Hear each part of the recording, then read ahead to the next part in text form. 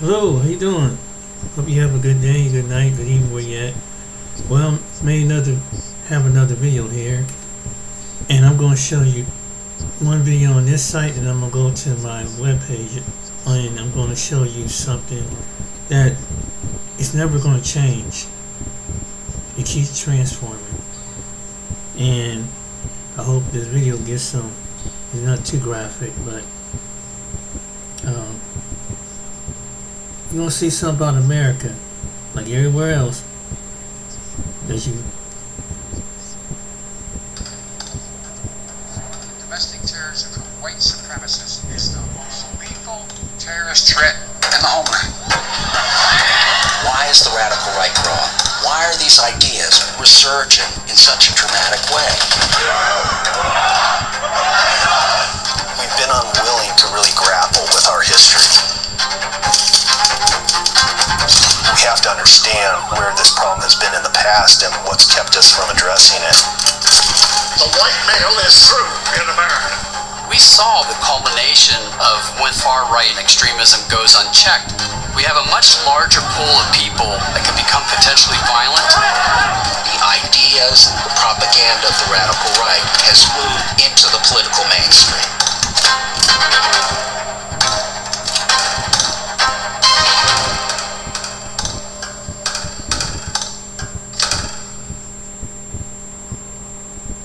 My father was Dr. William Pierce, and he was the founder and the leader of the National Alliance, a white supremacist hate group that he hoped would one day bring about the violent overthrow of the U.S. government.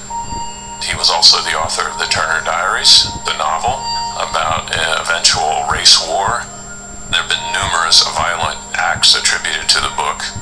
We catch people's attention, give them information they wouldn't have otherwise, and inspire them to do something about it. When I saw those people marching, it was like I was transported back to my childhood in an instant.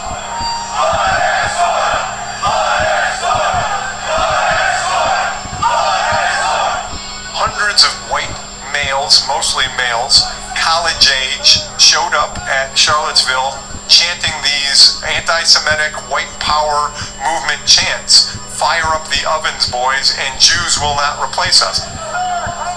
For those of us who work domestic extremism, that was really kind of the shot heard around the world. The rally, which brought together white nationalists, neo-Nazis, and others, brought hate out in the open. The Unite the Right rally was the largest public rally for white supremacists in more than a decade, and it turned out to be very violent. Clashes between white nationalists and Antifa and other counter-protesters culminated when a neo-Nazi slammed his car into the crowd, injuring more than 24 people and killing 32-year-old Heather Heyer. The car attack that takes Heather Heyer's life was a show of strength for them. Many of these groups that used to hide in the shadows come out now and boldly march in the state of Virginia and other places. They feel somehow licensed and emboldened to do it. It's more public now. We are determined to take our country back. We're going to fulfill the promises of Donald Trump. The march came 7 months after Donald Trump took office, and his response became one of the defining moments of his presidency. You had a group on one side that was bad, and you had a group on the other side that was also very violent. And nobody wants to say that, but I'll say it right now. I've talked to people within the movement that clearly believed that the president's statements were a statement of support. And you had some very bad people in that group, but you also had people that were very fine people on both sides. After the president's statements, the extremism issue became politicized, according to Brian Murphy, a former Homeland Security official. He says he was told to change intelligence reports to downplay the white supremacist threat, something the Trump administration denied. If it touched on Charlottesville, it was looked at through a political lens. As time moved forward and the elections got closer, that changed more and more to be almost exclusively, we're not going to talk about this because it'll make the president look bad. After the marches, Calvin Pierce decided to go public with the story of how he rejected his father's beliefs, and in the years since, he watched as white supremacist and other extremist violence has risen to the highest levels in decades. I think my father would have absolutely delighted in what's happening in the country and the fact that racism really bubbled up to the surface. At the same time, anti-government and other extremist groups have become more public, joining protests against pandemic lockdowns in 2020 and fighting openly with racial justice protesters. The burning and riots across the United States in 2020 were a catalyst to bring more people into the Oath Keepers, militia, Proud Boys. Particularly after George Floyd was killed, that's where a lot of these groups really started to coalesce, organize. Instead of tamping that down, really gasoline was poured onto it with the rhetoric of the Stop the Steal. On January 6th, members of extremist groups joined protests at the U.S. Capitol against what they called a stolen election. We fight like hell, and if you don't fight like hell, you're not going to have a country anymore. And while most people that day were not connected to any extremist organization, members of the Oath Keepers, Proud Boys, and other groups were on the front lines of the attack and have been accused of helping plan it. These things are all coalescing together into the perfect storm. Polarization on the right and the left, conspiracy theories, the idea that the election was rigged and stolen was really a new kind of conglomeration of things. People built a gallows on the front lawn of the Capitol, saying that they wanted to hang Mike Pence, the Republican vice president. When I saw that gallows, to me, reminded me of the Day of the Rope, a chapter in the book where they really talk about grabbing everybody that had anything to do with a threat to the white race and hanging them. Hundreds of people have been arrested in connection with January 6th.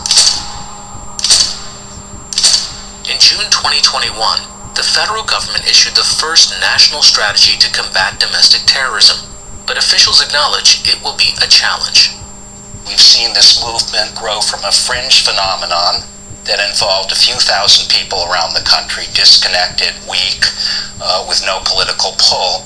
We are in a different place now. Pieces of rhetoric that have been spewed to the extremes, now that information permeates much more mainstream conversations. The organization names may change, the leaders come and go, but there's a constancy in terms of the emotions and the beliefs that are driving this movement. That tells us how deep the problem is. That's why those who study the movement say it will take more than law enforcement to fight against it. For Calvin Pierce, it took leaving home and being exposed to new ideas and people to reject his father's beliefs. You're not born with hate in your heart, it's taught to you. The lesson is from the healing that I've been able to experience, and I think that if I can do that, then I think other people can do it. It takes these events to sort of jolt the American conscience awake. Hate is our law. There were a lot of people in the 80s What do we need? White power. and in the 90s that, said domestic terrorism is an important issue. People have been ringing the bell. Nobody's been listening to the bell being rung. Having lived and covered a lot of these stories as a journalist, I'm certainly glad to hear that they're now saying domestic terrorism is a real deal, and I certainly say it's about time.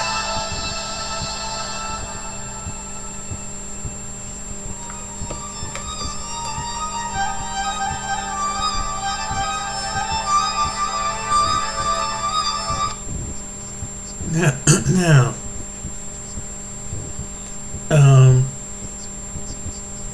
since that happened with Charlottesville,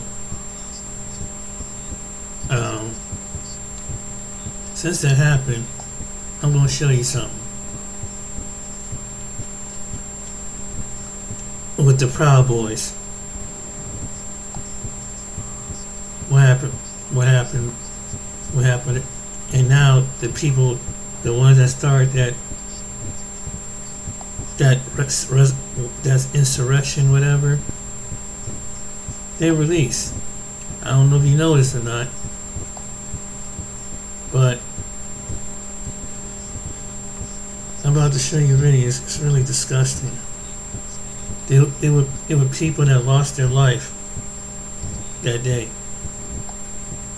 but Donald Trump said they're good people.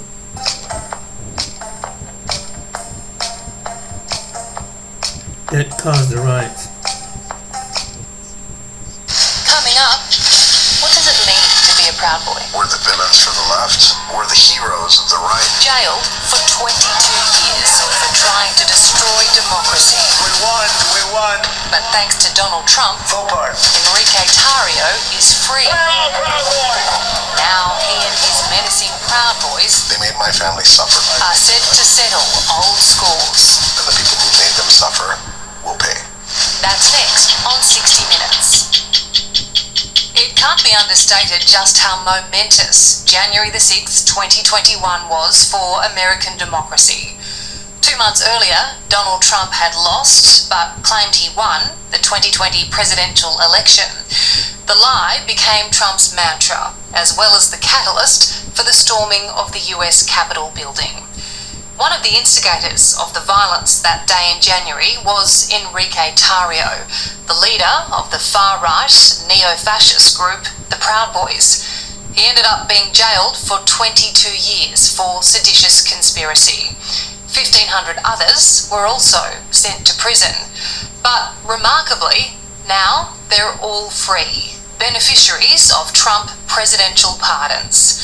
And armed with their get-out-of-jail cards, Tarrio and his Proud Boys are not only empowered, they say they're invincible. And a warning, this story contains coarse language. Hey, come on, here. Right here. Walk up like this and go. It's a surreal and, for many, a deeply unsettling sight. Alright, here we go. Are we going this way? Can we go through that? The ringleaders of the January 6, 2021 insurrection, back in Washington, D.C., returning to the scene of the crime. The last time these men marched on the US Capitol building, it was in anger.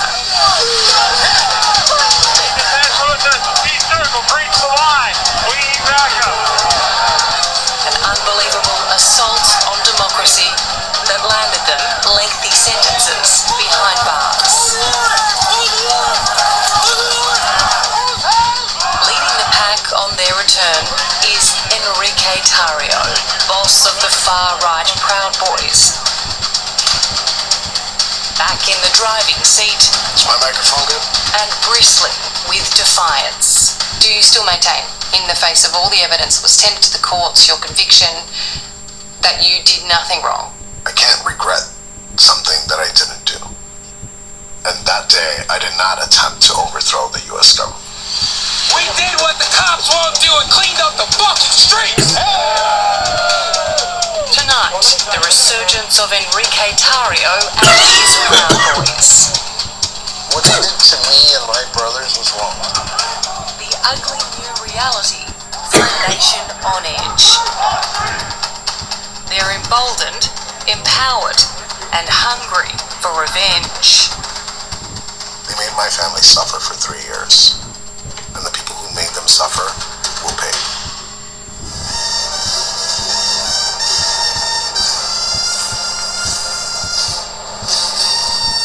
Thank you very much, everybody. Appreciate it. Thank you.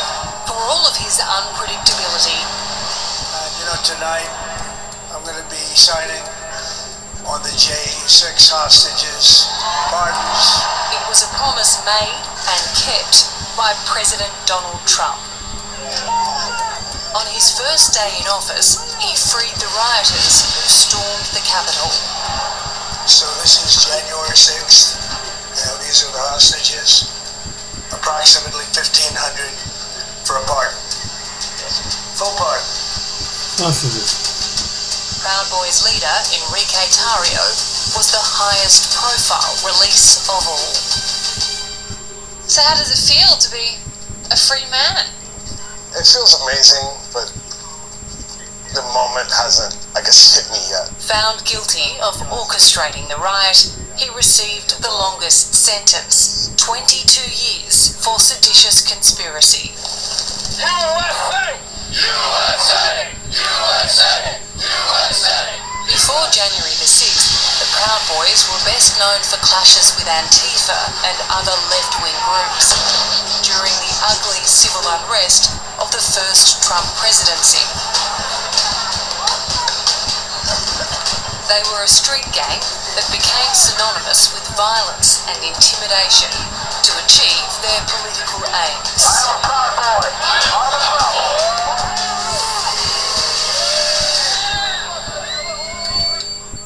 What does it mean to be a Proud Boy?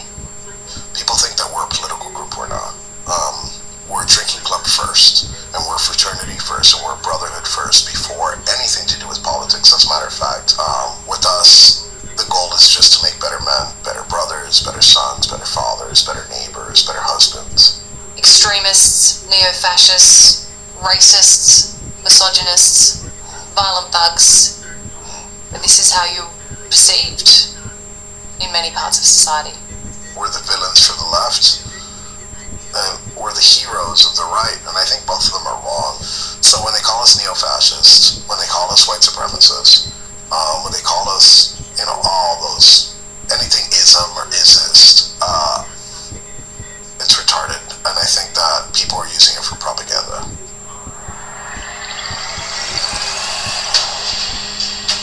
A Cuban American and a native of Miami, 42-year-old Enrique makes an unlikely leader of a far-right group. He's a shameless self-promoter who plays up to his controversial image. When you talk about being painted as a villain, Yes. you guys do lean in a sense, to the black caps and the sunglasses and all the gear. Yeah, I mean, you're playing a character, don't you? Yeah, do I lean into it? Yes, of course I do. I wouldn't be me if I didn't. Enrique boldly claims his group has 35,000 members in the US and 10,000 overseas, including a chapter in Australia. I think you see threats from across the spectrum. It's a figure that John Lewis insists is overinflated, like much of what the Proud Boys leader says. What do you make of Enrique Tarrio? He is an enormously talented grifter. He is a phenomenal propagandist and someone who knows how to lie and manipulate. Someone who knows how to get headlines. John is an expert in domestic terrorism and extremism at George Washington University. He's watched the resurgence of the Proud Boys with alarm. I found it quite difficult to pinpoint their ideology. How would you define it? I think they're intentionally obfuscating that, right? They largely support far-right conspiracies, they support far-right ideologies. Their core idea is that they're against any globalist Marxist forces that they think are operating against the white Western world. Leave me alone, I've been stabbed enough times in my life. Enrique Tarrio says the stage was set for January 6, long before his boys breached the first barricade on Capitol Hill. We were already angry for a very long time. And then fast forward 2020, you had these riots in the streets with no arrest, right? And then you had the COVID lockdowns, so if you add in a stolen election, I think it was a powder keg. This was a fuse waiting to be lit. Yes. Moving on to the next one. What a badness you over the head. For the Proud Boys, their call to arms came in September 2020, when Donald Trump mentioned them by name in the first presidential debate with Joe Biden. Proud Boys, stand back and stand by. Stand back and stand by. What impact did that have on your group? When he said that, it changed my life. Like this. That moment, it changed everything. 4 months later, the Proud Boys went into battle. You're aware, as be advised, there's probably about 300 Proud Boys. They're marching eastbound towards the United States Capitol. Convinced the presidential election was stolen, they spearheaded the breach of the Capitol building.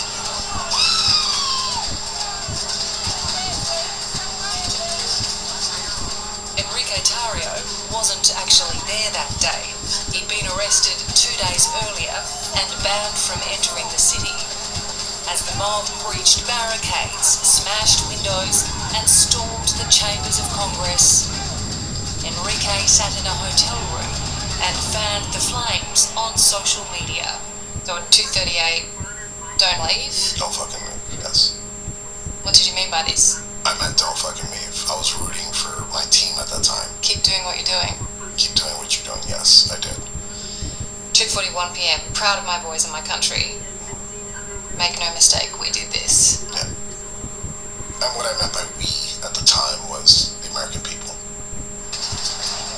Despite his conviction, he still denies plotting the insurrection and insists he had no role in what his Proud Boys did that day. I mean, he is absolutely determined that he had no responsibility for January 6th because he wasn't there on the day. What's the reality? Yeah, look, narcissists are very good liars. I mean, the evidence at his trial was very open and shut. That the Proud Boys, led by Enrique Tarrio, conspired to attack the Capitol on January 6th to prevent the peaceful transfer of presidential power.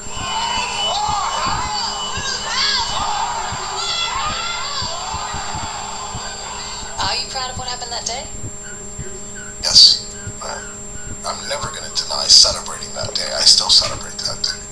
But celebrating it is not akin to sedition.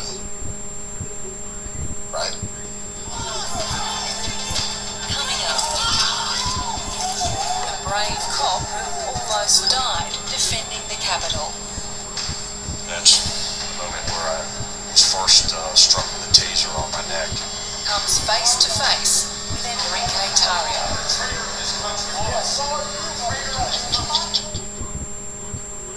Hey, have you ever been told you have a nice voice? Well, what if I told you Let me tell you what happened. What Enrique and his group did. They cost the officer his life. Couple officers their life. And they got so radical, that some of the people in their group, it probably would, whoever it was, that was part of them, turn your voice into act? Lost her life.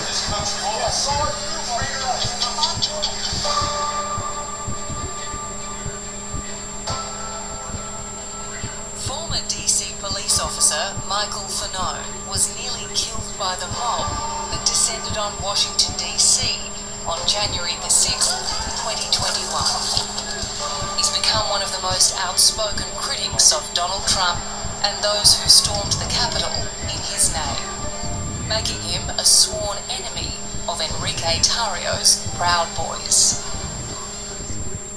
I think they're a domestic terrorist organization. How dangerous are they? I mean, when put together in numbers, I think they're incredibly dangerous. Enrique Tarrio tells us the Proud Boys are a men's drinking club. They just want to make better men, stronger men. That's the dumbest shit I've ever heard. They are violent criminals, and they should be in prison. Unfortunately, many of them were released by Donald Trump's pardons.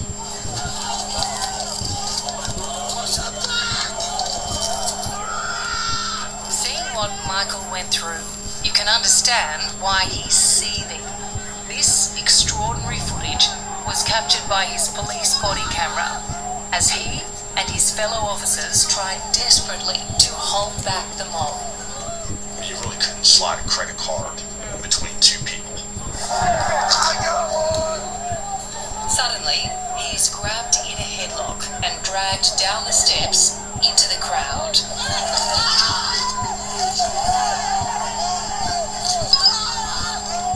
Where he is beaten and repeatedly tasered into unconsciousness.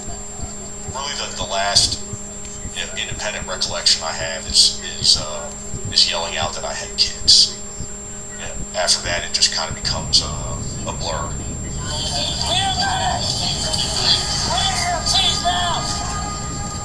What was the physical extent of your injuries?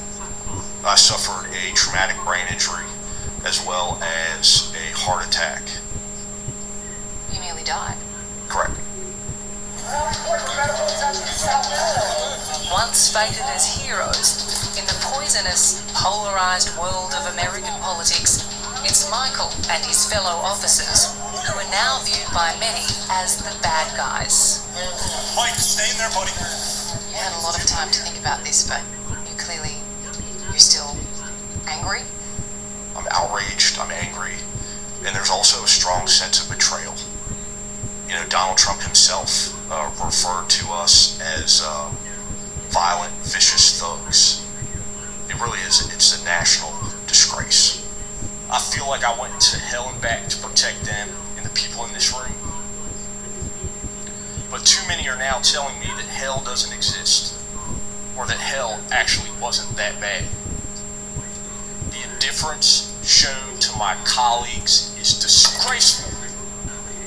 Michael Fanone's defiance has attracted plenty of enemies and countless threats from extremists like the Proud Boys. Hey, this is from Michael Fanone. Too bad you didn't beat the shit out of you more. You're a piece of shit, you're a little fag. You fucking scumbag. And a message. I should be one of them. I look like one of them. I talk like one of them. But I'm not. And I stand in opposition to everything that the Proud Boys and Enrique Tarrio stand for. Because of this? Because of this. On January 6th, I was law and order.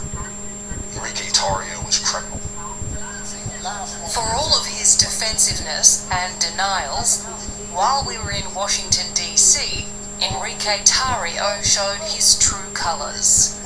With phone cameras rolling, he paid a visit to a hotel where Michael Fanone and other J6 officers were speaking. We need to defeat MAGA, and we need to make sure that every insurrectionist member of Congress, a member of our government, is ousted and never holds office ever again. Stop doing cardio. If you have I have a question here. I don't understand, how can Trump be for police officers, but he allowed them police officers to pay a price? I mean, what they did was protect the Capitol. What they did was what the job's supposed to do: protect the public and protect the individuals. That was treason. That no, it was sedition. It was treason. In some places in the world, you will get, I was talking to a friend of mine that he said that will get you unalive in some countries. You do stuff like that, or you get or get sentenced. They ain't about we gonna waive it off or whatever. I mean, it's just crazy, man, how privileges got to a whole different level. That just do what you want to do. A certain demographic of people, even when it comes to their own, they'll turn against their own just to give them a reward. A man lost his life, and they hit him with a big spray, bear spray. The cop that died, they didn't think he suffocated. Yet Trump and Trump's people, one of the people who he let out, was responsible for that. Wow. And that footage went all around the world. All around the world, people saw that footage. All throughout the United States. It was practically like a civil war. But this what you seen in the 21st century have always been in America. There've always been riots that go all the way back to the 1700s. It was Tea Party riots, civil riots, definitely racial riots. Somebody just accused a black man of looking at touching a white woman, and the whole town will get by January 6th. And then when they fought back, they did like what they did over it, like how Russia's doing Ukraine, just drop bombs on people. We did that in this country. And no compensation to the people to kind of find out the people who started it that cost people their lives never paid the price. And and it's like it is now. That's why I said America set on violence. It's in our blood. We got so much blood, and we're gonna be judged for this. We're gonna be judged as a nation. It's coming around. Our time's gonna come around. I mean, we don't do right, and we reward evil. That was evil what they did. I mean, no matter what you I don't like some things what the Democrats do, and I don't think like some things what the Republicans do. But you don't sit up there and just because something don't go your way or something don't go to your election. I don't care whatever but you don't go and attack your government. I mean, you can protest peacefully, but you have a right to be angry. But even with this situation, I'm not going to go up there and attack it. Especially what Elon is doing. But yet, there's people, but yet they want to punish the people tearing up his facilities, which ain't even public. It's private facility. Now the people who drove his cars, now they shouldn't have to pay the price because they didn't know. I don't think it should be right for them to get their cars to attack. But Elon was the face of that. And some of the things he did. And so that invoked these white nationalists and people like that to come out of the blue. You see how this stuff goes around? But as soon as later, it cost somebody's life. It was a few people that died up there, in that White House. I mean, because of what the Proud Boys and some of the people did. No matter whatever you disagree with your government official, you can't go around doing that. I mean, like I said, any country you would do time. You would probably be getting an electric chair somewhere. There's no way that you're gonna attack something. I don't care if you're in Europe or any place else and do something that extreme to the main capital. But see, what's here have always been in our blood. You go back centuries. It's always been like that. There's always been riots around different parts of this country. Political riots, Tea Party riots, racial riots, religious riots. Just for rioting. Something don't go time. Even when it came to if people didn't get in the union, they would riot. It would cause someone their head. So it's like, and then it makes you wonder, where was America great? When you look at those times, where was America great? It's always shedding blood. Even within the walls of America. Civil War. Fighting off the British in the beginning. What has been great? We don't do a veteran. And now we ain't gonna do veterans right, because now you done cut 80,000 administrative people who gonna need them veterans when they come out of wars and out of trauma. He don't seem to care. He don't see. I mean, it's people coming back. What about the people who suffer. Then he's made people in other places upset who going to do business with us. You have American business in here, but you having a big ego. No one's going to put up with your ego. And they don't have to put up with it. They're already making a money system now that the American dollar is going to be useless because of people like him and J.D. Vance and Elon individuals. He got the right people around him that's going to wreck this. No one's going to want to do business. Nobody want to deal with you. You being a bully. Then you allow the people who bullies. I understand. I don't agree with some things. I don't like some things that the Democrats do. But even with the past vice president, but he didn't deserve to go through something like that. That's crazy. But this is what happened. So this is embarrassing internationally. And you let a group like this do this. It's embarrassing. Excuse me. But who's going to stop them? And, that's why some people didn't want to vote for him. And I can see why there were people that didn't want to vote for Donald Trump, because that's what he said. But then again, like I said, you can take it back. Joe Biden said some things too in his past, similar to Trump.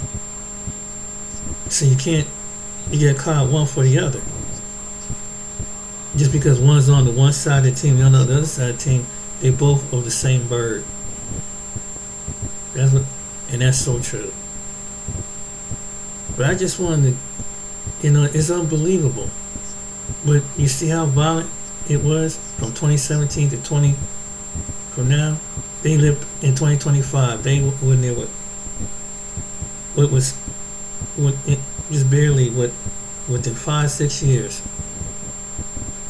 There have been some people that look like myself. We would have been much longer than that. And we didn't do half the things that they did. Them people caused an officer to lose his life to protect the government and the property and the public. But he's for police. He's for veterans. Sound like he's for a billionaire. That's what he sounds like he's for me. But yeah, I just want to point this out. But this is the real America. That's why God's taking the mask off of America and showing everybody what she really is, in America and outside America. When you see stuff like this, we're in the last days. But anyway, hope you like this video, like and subscribe. But yeah, see how the people race still plays a factor. Now you see how it's transforming. Now you see where these Nazis and all these other people come with this ideology. Starting with people like that. Listen to crazy stuff. Just like it's happened in the past. Based on a lie. Gonna cost people their life. What from then to now, what's the difference?